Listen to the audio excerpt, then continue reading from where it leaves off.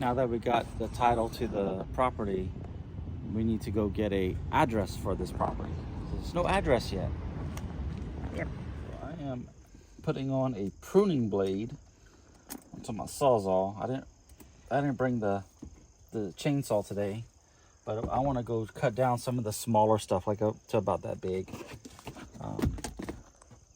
just to start clearing out stuff. Well, here we go. I'll bring this too. This is quicker than cutting using a sawzall, so bring that too.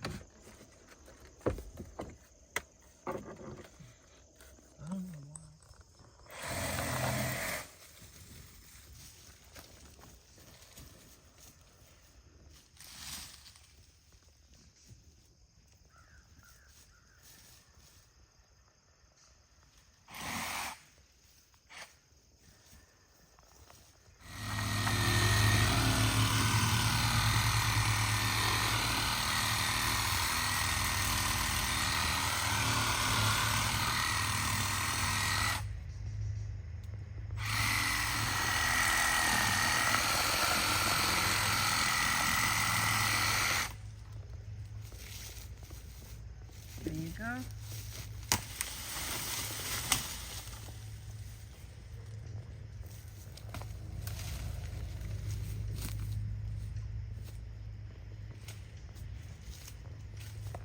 Right in my bottom. Ow.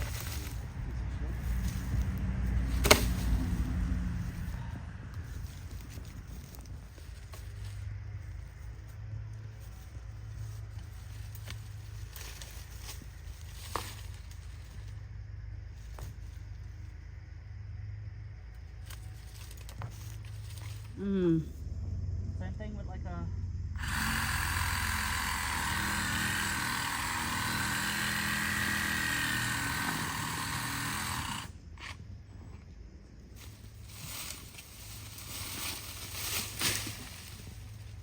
like that.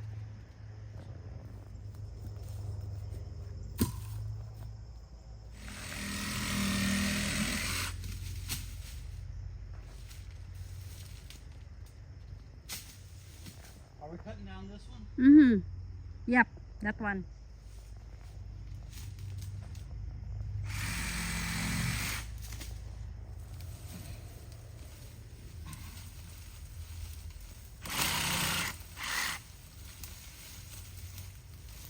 Got it, Daddy.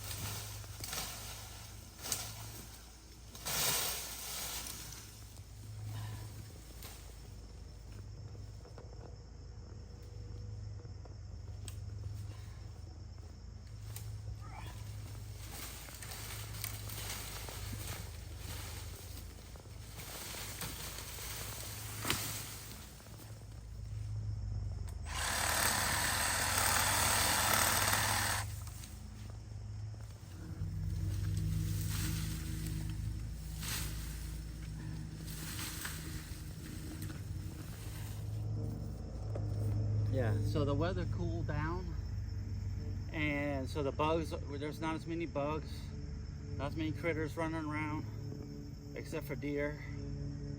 And so now it's time to start making our trails up the hill.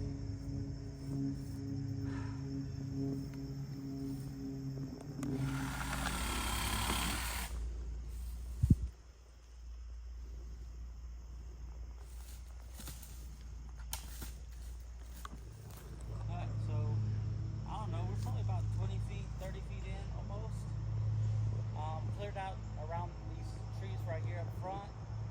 Kind of made a nice opening. And we're just gonna kind of keep clearing until we're tired. It won't be long.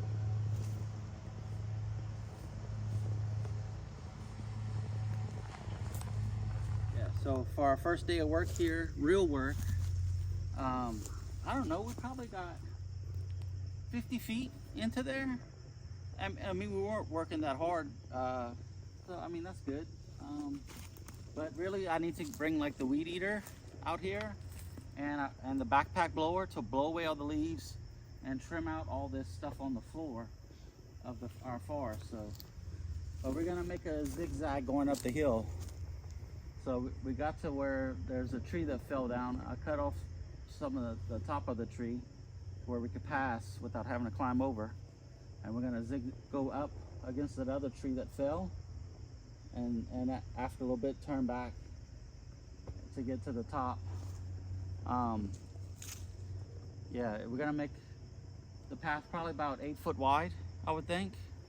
That way it's wide enough to where if there's any kind of snakes or stuff on the side, or if there's a snake in the middle, we'll see it, because I don't trust this property just yet. Right now I'm just using my Sawzall with a pruning blade. Works pretty well. Have the Makita blower, but that doesn't work so well with these leaves with stuff on top, and some big pruners, lopping pruners. So, and that worked out pretty well. But I think next time I want to bring. I still like the Sawzall. It had a full battery. How much battery life? I still have half the battery life left on here, so that's pretty good. But yeah, we're starting to see that there's some really nice trees on here. Well, especially once you start to cut down all the little small ones, you can really see a good path and everything. And we're just gonna cut down all the small stuff that's probably right now less than 2 inches in diameter. The rest of it's gonna stay for now. We just want to get a path going up to the other side all the way to the back, so that we could kind of enjoy this property a little bit.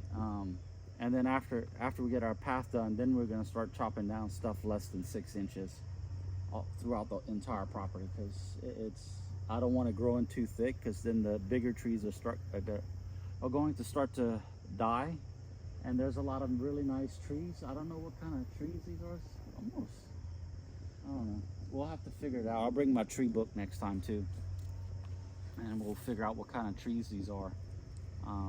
But so far, I don't see any nuts or anything on the ground. No acorns, no sweet gum balls. So that's kind of good. But I do want to plant some pecans and walnuts on this property. I think, I mean, Georgia's good for growing pecans.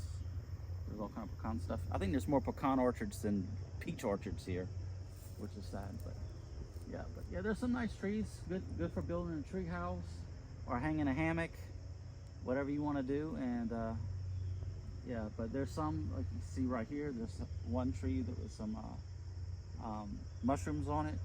I'm gonna wait till we get some trails cleared out, and then I'll cut that down with a chainsaw. But right now I'm just gonna focus on the smaller stuff, get paths going, to where we can kind of use this property, enjoy it, and have some fun here. Till next time.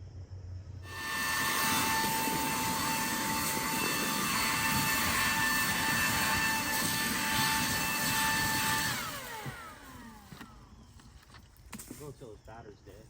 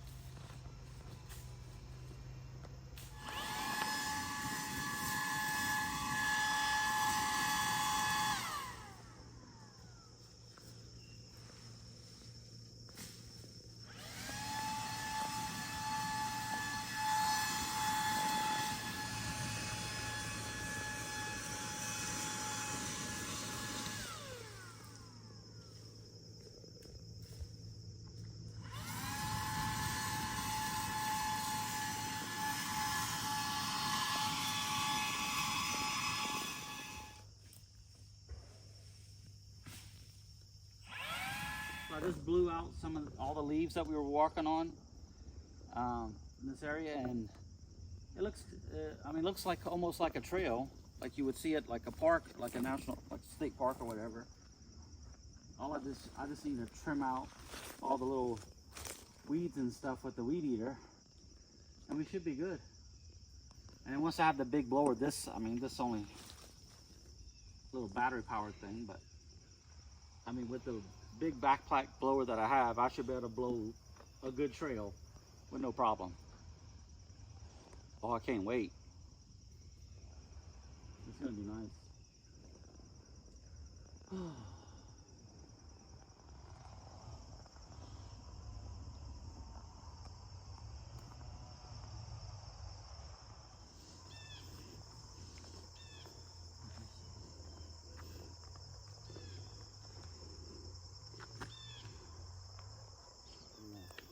All right, so we went to the planning and zoning to get an address, but they don't hand out addresses until there's a house on the property, because they want to make sure that, because like this could be a range of addresses, because it's so large, they won't hand one out until there's a house on the property to where they know exactly where the house is located on the property.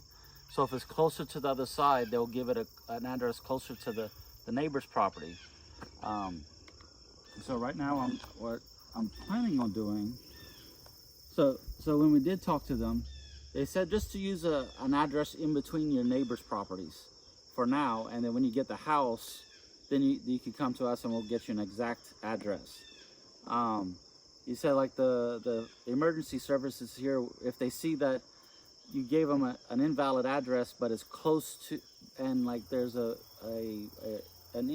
empty lot between some neighbors, then they'll know that, hey, it's probably this area. And he said that's been working for them for a few years now that they've been doing it. But I want to be a little bit more accurate. On the Silver Comet Trail, there's these codes that you can tell the police or like emergency services, that you can tell them this code and they'll know exactly where you're at, because it's every quarter mile that they have this code along the trail. So I want to see if I could figure out that code for this property. That way, if I do have to call someone, they know exactly where we're at, instead of having to give them an invalid address. So right now I'm trying to get GPS coordinates for this area. So I'm just trying to average out, just sit here for a few minutes, let the GPS average out to where I get a more exact coordinate. So right now it says the accuracy is about 12.5 feet, which is pretty good. Since I mean GPS is pretty accurate since they took out the selective availability, like in the late 1990s or early 2000s when they did that. So we're gonna so we're gonna just use that, and we're gonna have some posts or something right here with all the information, because and like a posted sign like, hey, don't come here, this is Gilbo property. So let's go up the hill a little bit up here.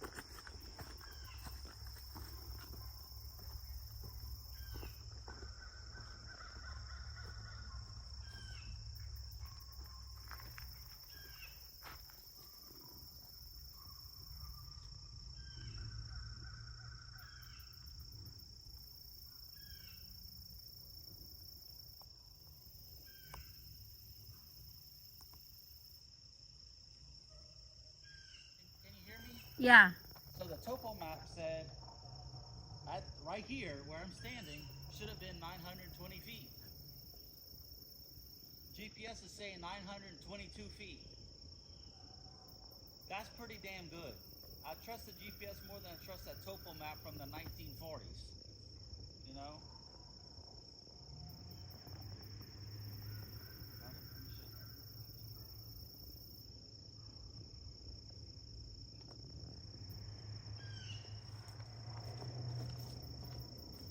For the time being, this is going to be our entrance to our property. It's probably the easiest route to get, like by foot, to get onto the property, to get over the hill and everything. The other routes, that they start off too steep, and you can't drive on it or anything. Right here, at least I have an area I could drive on over there.